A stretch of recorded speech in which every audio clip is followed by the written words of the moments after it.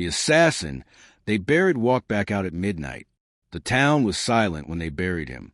The infamous assassin, the man with 100 names and 1,000 deaths trailing behind him, was finally caught. Shackled, beaten, and driven through the streets, he was thrown into a pit so deep even the stars could not reach it. The people cheered as the soil covered his face, as if the earth itself would hold him fast. By sunset, he was gone, buried beneath stone and shadow, never to rise again. Or so they believed.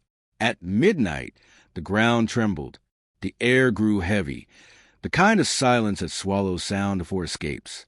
The guards of the graveyard swore they heard whispers, not from mouths, but from the soil itself. A hand, pale and broken, pierced through the dirt. Then another, with strength no corpse should have. The assassin pulled himself free, his eyes burning like embers in the dark. The legend had always said he could not be killed, that he had struck bargains in places where light does not reach, where shadows take the shape of men. The town thought the legend was fear. Now, they knew it was truth. He walked through the streets barefoot, leaving streaks of earth and blood behind him. Doors slammed shut. Curtains drew tight. Mothers clutched their children close.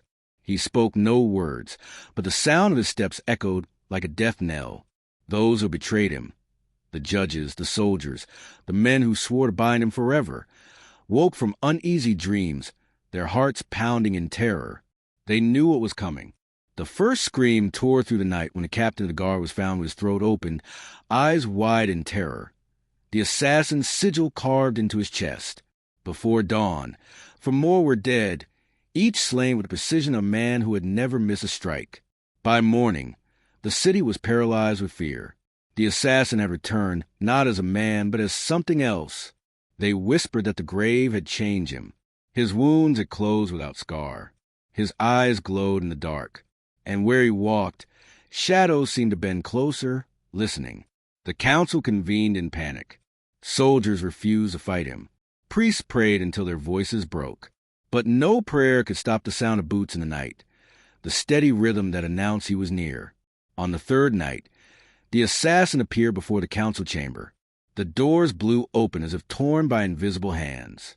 He stepped inside, calm, silent, as if death itself had taken human form. The council screamed for mercy. He said nothing. One by one they fell, their blood painting the marble floor red. When it was done, the assassin stood in the silence of the hall, alone among the dead.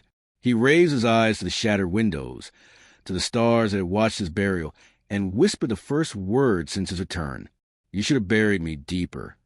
Then he vanished into the night, leaving behind only corpses and whispers. Some say he still walks, never aging, never resting, a man pulled back from the grave by something darker than death itself.